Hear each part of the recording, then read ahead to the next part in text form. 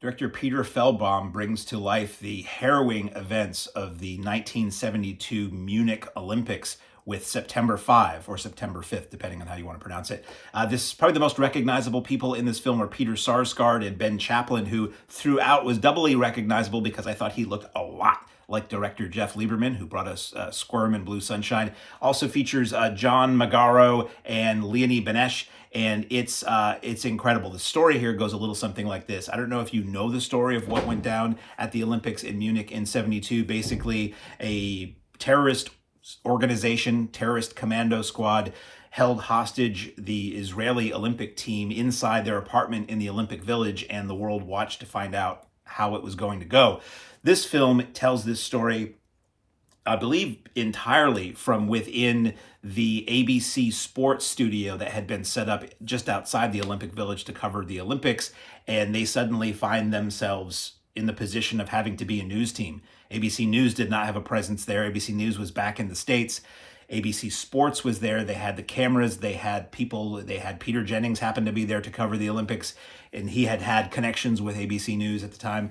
And they find themselves having to help break this story, help tell this story, and find themselves at times internally conflicting with, are we going to get involved with this story? Is our coverage live of these events going to tip off the hostage takers as to what the authorities are doing? Is this footage that we're sending out going to be incredibly traumatic for the families of these Israeli athletes who may be watching this live on TV? The whole thing is a back and forth between a female German translator who's Leonie Benesch, pardon me if I'm mispronouncing that name, a young guy who's been sort of promoted to directing that day, live directing this whole thing, John Magaro, and his superiors who are Peter Sarsgaard and Ben Chaplin. The ethics of what are we doing? Can we do this? Are we going to hand this off to ABC News who's far away? What do we do so that we can get time on the satellite? This is a really nuts and bolts falling face first into the world of TV production and the limitations of what technology could do at the time, the creative solutions this TV crew came up with to be able to tell this story and get very, very close to this story, closer than anybody else.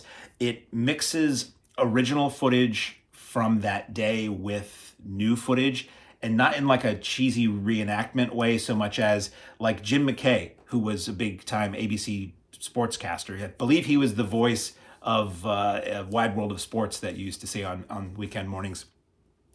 He found himself a news anchor throughout this situation. What they show you here is anytime you see Jim McKay on screen, it's the real Jim McKay on TV monitors from that day. Occasionally you'll see a shot inside the studio and they'll obscure his face and you'll see that there's a person there. They do cast an actor as Peter Jennings. He sounds a lot like Peter Jennings. For the most part, you're hearing him on the phone or calling in his reports. Occasionally you see him and you're like, he doesn't look anything like Peter Jennings, but the actor does a really good job at portraying that. And overall, it's just about the news crew. You are in that control room. You are in those offices. They really do not go outside that unless they're pointing a camera out an open window and you can see out that open window. It's really, really interestingly done. From what I learned, the theatrical version that I saw very recently has a very short Q&A with the cast and director as soon as the film is over after the credits. And they said how the entire cast, everything that you see on film is period accurate and worked. So it's all vintage. If you're a tech head, if you're a behind the scenes TV junkie, if you're a news junkie, a sports junkie, this is very fascinating stuff. Everything on screen worked, and the cast, everybody you see on camera in this film was trained to know how to use that stuff. So it's incredibly authentic. It's incredibly tense. Even if you know where this story is going to go, and I'm not going to tell you, it's one of those stories that I've seen conveyed a few times. It's been told before. There's an excellent documentary, maybe one of the best documentaries, the most impactful documentaries I think I've ever seen, called One Day in September from a decade or two ago, that tells this story through interviews and footage of the time. There was a TV movie made just a few years later, 4 years later in 1976, called 21 Hours at Munich with Franco Nero that's out there. Franco Nero plays the head of the terrorist organization in that TV movie. There is the Steven Spielberg movie Munich from 2005, which has Eric Bana as an Israeli commando who's going after the people who were responsible for what happened at the Munich Olympics. So it's a story that's been covered in film, both in documentary and in docudrama, fictionalized accounts of what went on, or dramatic reinterpretations of what went on.